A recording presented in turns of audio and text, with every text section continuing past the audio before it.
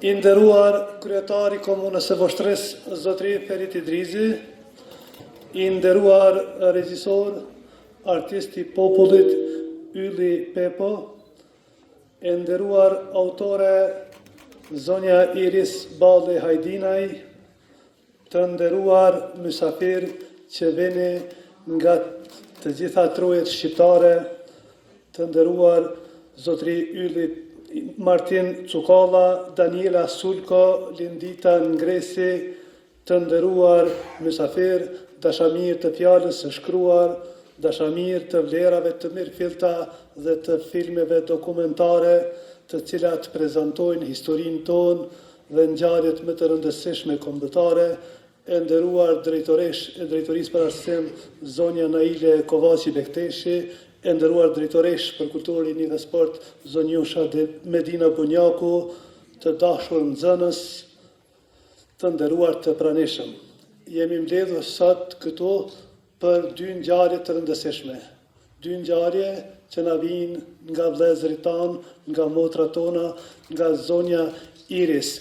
Kemi përurimin e librit që po e shihni këtu, Forca e heshtur, nga autoria Iris Balli Hajdinaj, është një autore shqiptare, e cila vjen nga Shqipëria, por me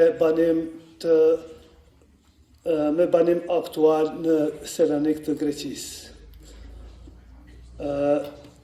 Më lejoni që fillimisht për hapjen e kësaj ngjarjeje ta ftoj kryetarin e Komunës së Voshtrisë, zotëriun Ferit Idrizi, që të filloj me ceremoninë e përurimit të librit. Fjala për ju, nderuar zotëri.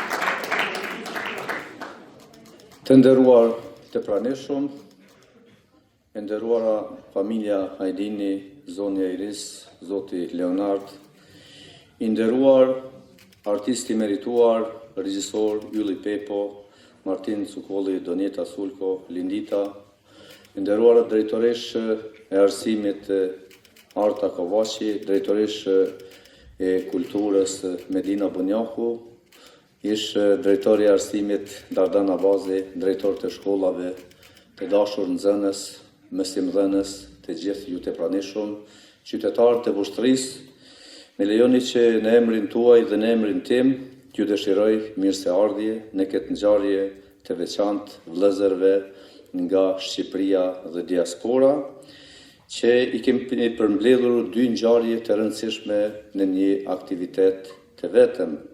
E kemi promovimin e librit të autores Iris Balli Hajdinaj, Forca e heshtur, një mergjimtare që tani jeton në Selanik, dhe e kemi edhe shfaqjen tjetër të Donika Kastriotit, që është sjell në kujtesën tonë një pjesë të historisë tonë kombëtare, shumë të rëndësishme, që shpesh herë kjo histori din të lihet edhe në harres, por janë krijuesit, artistët, aktorët, poetet, shkrimtarët, ata që nxjerrin nga nën toka, që zbresin nga qielli ato figura të cilat ngjizën kombin ton dhe ishin frymëzuesit e brezave dhe gjeneratave deri tek këto të fundit, deri tek lufta e ushtrisë zyrtare të Kosovës, që treguan se si duhet ruajtur, mbrojtur dhe çliruar atë dheu. Andaj, në këtë ngjarje si kjo, fjalët e kryetarit të komunës janë të tepërta, sepse do u alemi radhën juve që ta mbuloni skenën. Edhe një herë mirë se erdhët në qytetin e Voshtrisë, në qytetin e Hasan Prishtinës, në qytetin e poezisë, në qytetin e krijimtarisë letrare, në qytetin e artit dhe kulturës. Faleminderit. Falenderoj kryetarin e komunës për fjalën e tij, ndërsa në vazhdim vjen një zonjë e cila është bi e një toke të fortë, nën e një brezi me më tepër se një gjuhë, grua shqiptare që di se brenda saj ekziston një qenje me brendi prej Shqipje, jeton në Greqi, por zemra i rrah për Shqipërinë dhe për Kosovën. Ftoj në skenë autorin e librit Forca e Eshtër, zonin Iris Dami. Përshëndetje të gjithëve. Vërtet ndiem shumë emocionuar ratë parë që shikoj një sallë të mbushur plot dhe me një brez të ri e cila detyra jonë është pikërisht tradita, gjuha, gjithçka ta trashëgojmë tek brezat e ri. Dhe kur e shikojmë që janë prezent në skena të tilla, emocionet janë shumë fish. Falenderoj Zotin Kryetar, falenderoj të gjithë të pranishëm, drejtoreshat dhe çdo kush që na kanë hapur dyert e atë tonë, sepse nuk do ta quaj se duket kur themi Kosovë, Shqipëri, si kur themi dy shtete të kundërta, që janë kufim, por jemi një shtet dhe një atë. Emocionet e mia janë akoma më shumë fish, sepse një koincidencë jo krejt e rastësishme, sot data 5 maj është festa e dëshmorëve. Themi festë sepse është një përkujtimore që nga lufta nacional shërimtare në Shqipëri festohet rregullisht 5 maj, dhe ata atëherë kanë luftuar me armë për çlirimin. Ne sot me dijen, me shkrimet, me artin, me kulturën, vazhdojmë të ruajmë identitetin, një formë force që duhet të vazhdojmë për identitetin shqiptar.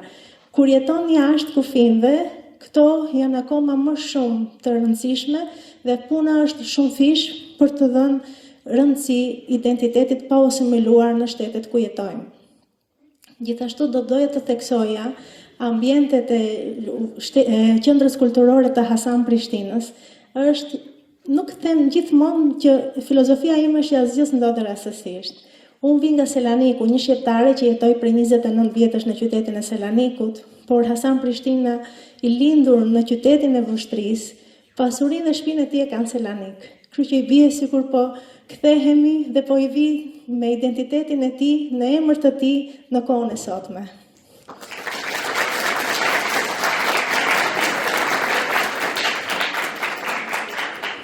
Për sa i përket librit, frymëzimi ka ardhur nga ruajtja e identitetit dhe është një studim social nga ana ime profesionale, se si është ruajtur dhe si sa ka luftuar imazhi i gruas shqiptare të integrohet në shoqërinë greke.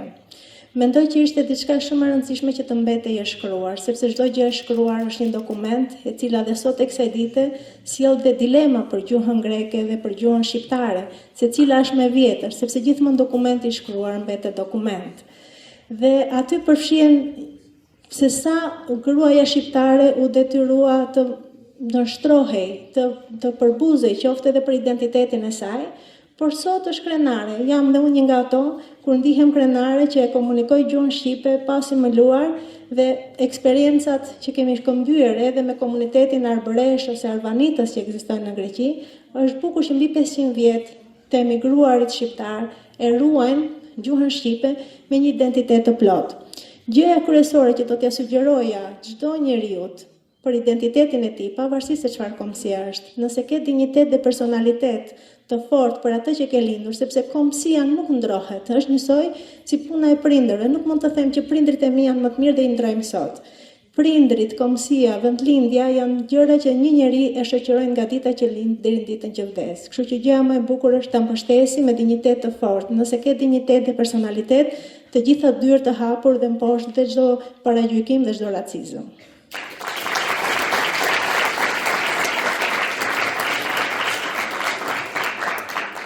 Unë sot e kam sjell librin në Vushtri, i dhuroj bibliotekës 5 kopje nga libri se do doja që të mbeteshin që çdo kush do kishte mundësi që ta lexonte, por në të kundërt nga shtëpia botuese kush ka dëshirë dhe mund ta blej, është në kosto 10 euro. Për çdo gjë që keni, çdo pyetje, jam e disponueshme.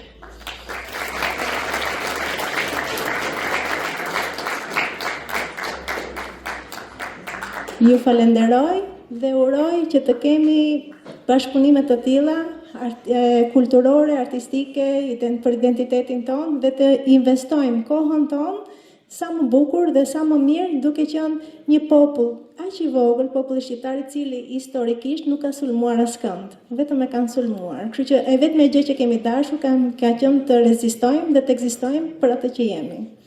Faleminderit të gjithëve.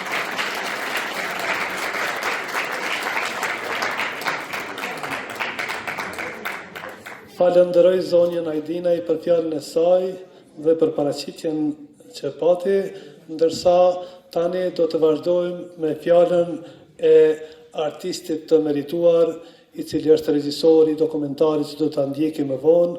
Fjala është për zotriun Ylli Pepo. Tani unë nuk të them asnjë fjalë për filmin, se siç e dini ju të gjithë, filmat shikohen, nuk tregohen. Të tregosh një film është gjë e mërzitshme, kur ta tregon njëri që ti se ke parë filmin dhe ta tregojnë filmin, ti gjithmonë mërzitesh se ke parë se je. Kështu që për filmin nuk do të them asnjë fjalë, po dua së pari fare të falenderoj kryetarin e komunës, zotin Feriti Drizi, që na krijoi kushtet për të takuar bashkë, për të shfaqur filmin dhe për të mësuar nga filmi, po më duket se këtu ka edhe një mendje të bukur që bashkon librin me filmin, pasi të dy kanë të njëjtën temë, kanë të njëjtën thelb, historinë e gruas shqiptare dhe forcën e saj. Prandaj unë mendoj se libra dhe filmat të tillë ndihmojnë që brezi I ri të gjej forca, sidomos vajzat dhe gratë e reja, për të qarë përpara për të realizuar gjithmonë ëndrat e tyre. Ju falenderoj shumë të gjithëve që keni ardhur dhe ju ftoj tani të shikoni filmin, po dëshiroj që të prezantoj edhe 3 pjesëtar të tjerë të grupit tonë, skenaristin Martin Cukalla, aktoren e filmit që luan Donika Kastriotin, Daniela Sulko, dhe një nga bashkëpunëtorët më të ngushta të filmit, të realizuesen e pjesë të filmit që zgjeruar në Itali, zonjën Lindita Ngresi. Faleminderit Lindita. Përshëndetje, unë jam Donika. Unë jam një grua fisnike, jam një grua diplomate, jam një princeshë europiane. Jam dhe një figurë në hije. Të gjithë ne do të zbulojmë sot se kush ishte Donika, kjo figurë mbetur një hije, një grua e rrallë.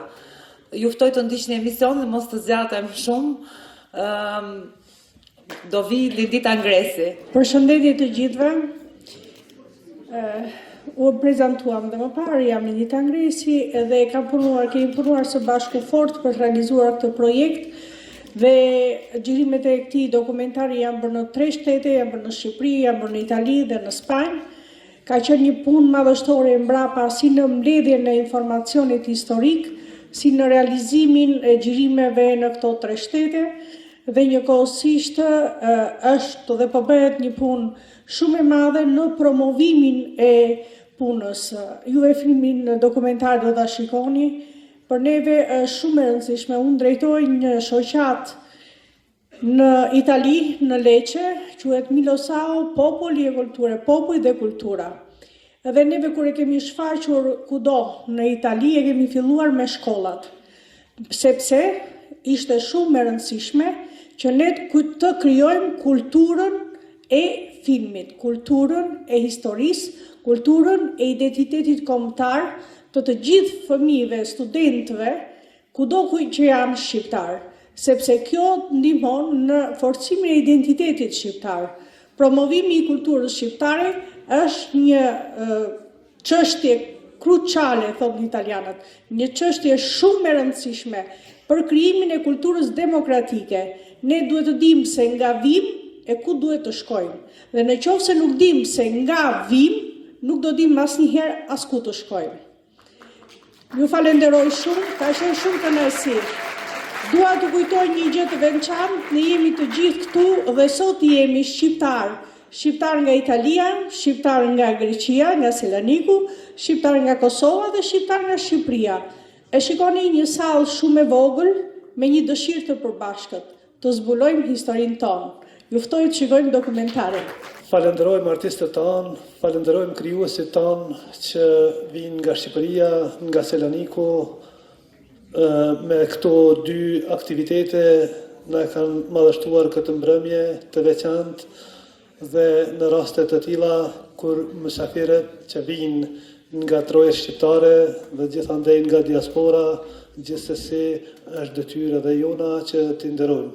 Andaj edhe kryetari i komunës ka përgatitur mirënjohje për disa nga të pranishmit, kështu që e ftoj kryetarin e komunës zotin Feriti Drizi që të ndaj mirënjohjet për ata të cilët i ka përgatitur. Me mirënjohje të thellë për shpirtin krijues dhe për kontributin tuaj të çmuar në këtë libër, nderoheni zonja Iris Hajdinaj.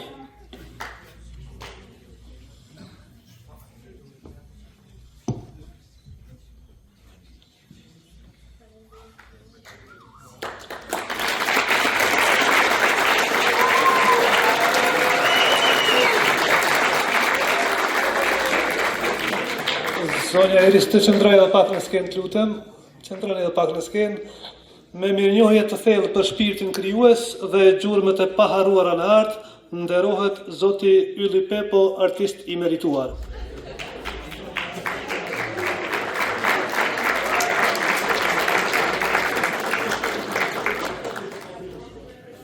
Ju faleminderit kryetar, faleminderit zonja Hajdinaj, faleminderit zoti Pepo, faleminderit shumë. Urime për mirënjohje.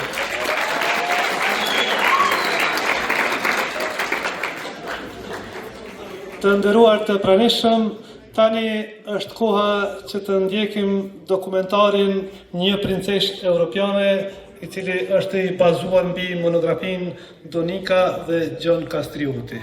Shikim të këndshëm.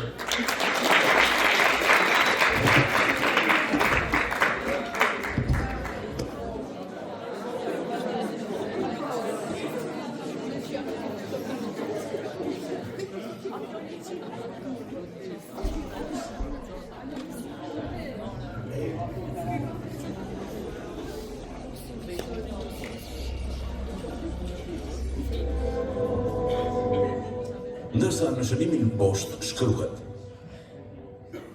është aq e madhe merita jote, për aq shumë famë që i dhe burrit tënd, sa dhe Deida mia i dha burrit të saj. Shtëpit janë të burta, dritaret vështrojnë nga kalaja.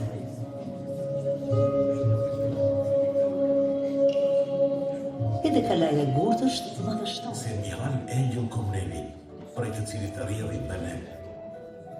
Kësaj kështjella i uri emrin e gruas së vet, Pulkeria. Ai porositi të shkrueshin kodikët. Mungut që i shkroi, i ku vështrini. Kur Gjergjyll kuptoi që prania e tij në këtë jetë luftrash të paprera ishte shtero, në formën më mbretërore të kësaj bote, la amanetet e veta. I thiri një nga një trimat e tij, dhe në fund ju drejtua Andronikës. Ma mbro Gjonin, si t'ishe dhe ati ti. Ikone e devotshme e mbretëreshës Mari është ende në manastirin e Trinis së Shenjtë në Valencia. Koha e ka mbuluar me mister dhe ja ka ndryshuar emrin, vendin dhe pamjen.